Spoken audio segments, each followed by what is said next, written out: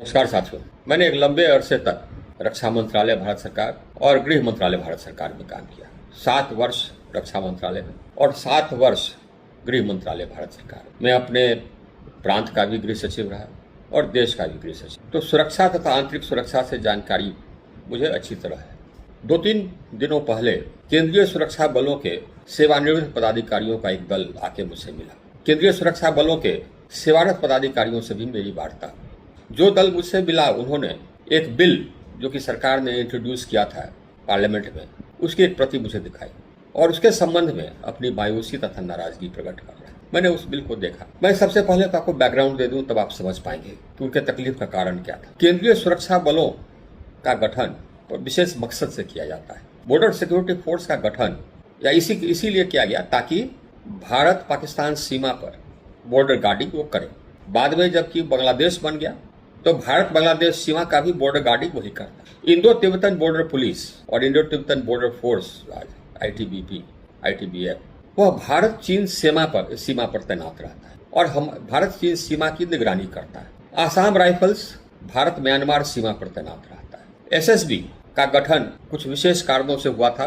भारत चीन सीमा के पर तैनाती किया गया था, वो कारण मैं नहीं बताऊंगा, लेकिन बाद में उसे रिस्ट्रक्चर करके भारत नेपाल सीमा पर तैनात किया। ये बॉर्डर गार्डिंग फोर्सेज हैं, BSF, ITBP, Assam rifles, SSB। इनका तैनाती होता है सीमा पर जितने हमारे पोस्ट हैं उसमें। इनका काम है कि दुश्मन फोर्स का घुसपैठ नहीं हो, अचानक हमला हो तो उसका मुकाबला करें और लड़ाई में आर्मी के साथ वो काम करें, वो लड़े, आर्मी के साथ दें। ये जितने इनके शस्त्र हैं वो इसी हिसाब से इनको दिए गए। इनके पास मोटर्स है, हेवी मशीन गन्स है, लाइट मशीन गन्स है, SLRs हैं। इनको इक्विपिंग ही किया गया है इनके ताकि ये दुश्मन से लड़ सके। इनको आर्मी के साथ काम करने के लिए प्रशिक्षण दी जाती है। आर्मी के साथ इन लोगों का कंबाइंड एक्सरसाइजेज होता है। इनका SOP अलग है, इनका ट्रेनिंग तन अलग है, पुलिस से बिल्कुल अलग है। तो इनके ऑफिसर्स भी वही हो सकते हैं जिनको कि ये सब की जानकारी हो। वहाँ पर बॉर्डर पर क्या टेरेन है, बॉर्डर की बनावट क्या है, उसकी जानकारी रखने वाला, उनके वेपन्स की जानकारी रखने वाला, उनके संगठन की जानकारी रखने वाला, लड़ाई के दौरान क्या करना है इसकी जानकारी रखने वाला, आर्मी के साथ लिएजॉन मीटिंग्स में भाग लिया हुआ हो जिसमें कि तय होता है कि क्या रोल होगा लड़ाई के समय, ये सब की जानकारी होनी चाहिए। यूनियन वॉर बुक में सेंट्रल पैरामिलिट्री फोर्सेज का ये जो बॉर्डर गार्डिंग फोर्सेज है, इनका रोल, इनका क्या काम होगा, यह स्पष्ट तौर पर लिखा हुआ है। लड़ाई के समय BSF से, ITBP से कितने बटालियंस, आसाम राइफल से कितने बटालियंस दिए जाएंगे आर्मी को, जो कि आर्मी के अधीन काम करेगा, यह भी स्पष्ट रहता है। और लड़ाई के दौरान ये आर्मी के साथ साथ ऑपरेट करते हैं, उनका लाइन्स ऑफ कम्युनिकेशन को सुरक्षित रखते हैं इत्यादि। यूनियन वॉर बुक में जो रोल्स लिखा हुआ है उसका सब स्पष्ट है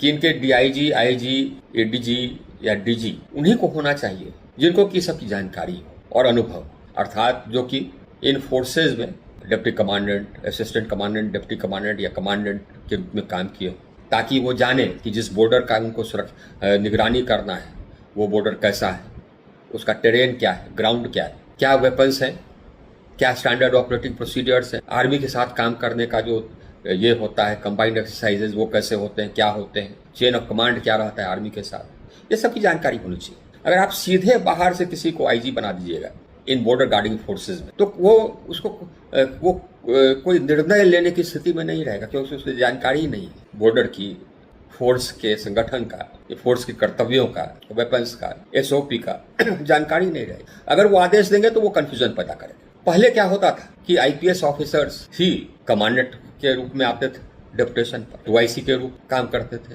फिर DIG के रूप में काम करते थे, तो उनको जानकारी हो जाती थी, फोर्स की जानकारी हो जाती थी, उसके वेपन्स इक्विपमेंट की जानकारी हो जाती थी, SOPs की जानकारी हो जाती थी, आर्मी के साथ कैसे ये काम करना है, क्या किसका रोल है, इसकी सबकी जानकारी रहती थी। तो वो DIG से IG भी बनते थे, ADG और DG भी बनते थे और जानकारी रहती थी, वो बिल्कुल व्यवस्था सही थी।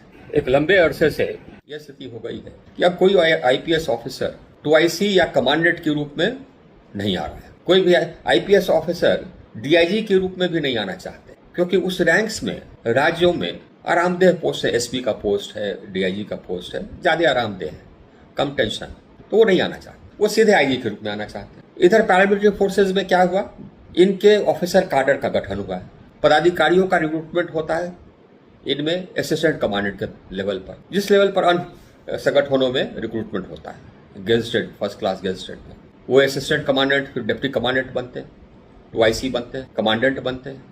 और इन सभी रोल्स में ये बॉर्डर पर तैनात रहते हैं। बॉर्डर का चप्पा चप्पा ये जानते हैं, सभी पोस्ट का चप्पा चप्पा जानते हैं, क्या इनके वेपन्स है ये जानते हैं, और क्या ड्रिल है, क्या SOP है, ये सब जानते हैं। और वो फिर कमांडेंट से DIG IG तक प्रमोट होते हैं, या ADG तक भी प्रमोट होते हैं। सेंट्रल पैरामिलिट्री फोर्सेज के ऑफिसर्स जिनका रिक्रूटमेंट असिस्टेंट कमांडेंट के लेवल पर होता है, उनके ऑफिसर काडर को ऑर्गेनाइज्ड ग्रुप ए सर्विस माना गया है। ऑर्गेनाइज्ड ग्रुप ए सर्विस का नियम है कि SAG लेवल तक अर्थात IG के लेवल तक उसी सर्विस से प्रमोशन होगा, बाहर से कोई नहीं आएगा। इन पैरामिलिट्री फोर्सेस के जो पदाधिकारी थे उनके बहुत सारे IG के पोस्ट IPS को चले जा रहे थे, तो उन्होंने सुप्रीम कोर्ट में केस किया। सुप्रीम कोर्ट ने कहा कि ये एक ऑर्गेनाइज्ड ग्रुप ए सर्विस है, ये सरकार भी मानती है, और उसके नियम के अनुसार IG लेवल तक के सभी पोस्ट पर इन्हीं का प्रमोशन होगा जो उनके काडर के हैं। असिस्टेंट कमांडेंट से जो रिक्रूट होते हैं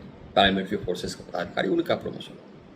और यह सही भी है, क्योंकि जानकारी फोर्स की, फोर्स के शस्त्रों की, फोर्स का क्या कर्तव्य है, उसका गठन क्या है, उसका बॉर्डर का क्या बनावट है, बॉर्डर का चप्पा चप्पा, ये सब की जानकारी उन्हीं को रहती है। जिन्होंने कभी काम नहीं किया बॉर्डर पर, वो सीधे IG के रूप में आकर के फोर्स को कमांड करेगा तो कंफ्यूजन होगा। तो काम के लिहाज से भी जो सुप्रीम कोर्ट ने आदेश दिया वो सही दिया, लेकिन सरकार ने सुप्रीम कोर्ट के आदेश को सरकमवेंट करने के लिए एक विधेयक इंट्रोड्यूस किया है। इस विधेयक में सरकार ने प्रावधान किया है कि सभी पैरामिलिट्री फोर्सेस, जिसमें कि border guarding forces, BSF, ITBP इत्यादि सम्मिलित हैं, IG के आधे पद 50% पद IPS ऑफिसर से डेप्यूटेशन से भरे जाए। ADGs के 2/3 पद IPS ऑफिसर से डेप्यूटेशन से भरे जाए, और स्पेशल DG और DG के सभी पद IPS ऑफिसर से डेप्यूटेशन से भरे जाए। इस प्रकार कानून के द्वारा किसी पद पर नियुक्ति का प्रावधान किसी विशेष सेवा से करने का यह पहला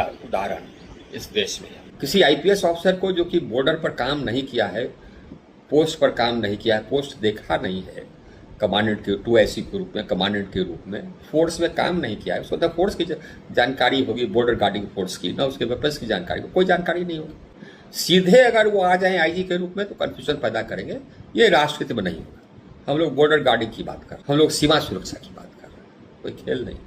तो जिन्होंने भी ये बिल लाया, वो लगता है कि उन्होंने अपना माइंड अप्लाई नहीं किया, या उनको समझ में नहीं आई कि बॉर्डर गार्डिंग फोर्सेस क्या हैं, इनके फंक्शंस क्या हैं। एकदम नासमझी में ये लाया गया विधेयक, इसको विड्रॉ कर लेना चाहिए। कोई भी पदस्थापन का पॉलिसी पब्लिक इंटरेस्ट में ही होना चाहिए, अर्थात वैसे ही लोगों का पदस्थापन पदों पर किया जाना चाहिए जिनको कि पद के बारे में जानकारी हो, अनुभव हो, जानता हो कि जिस पद पर हम जा रहे हैं उस पद में पद का क्या काम है, फोर्स का क्या काम, ये काम कैसे होना है। ये नहीं हो तो उसे कभी भी पद पर नियुक्त नहीं करना चाहिए। ये लोकहित में नहीं हो, राष्ट्रहित में नहीं हो। इस बिल को विड्रॉ कर लेना चाहिए। धन्यवाद।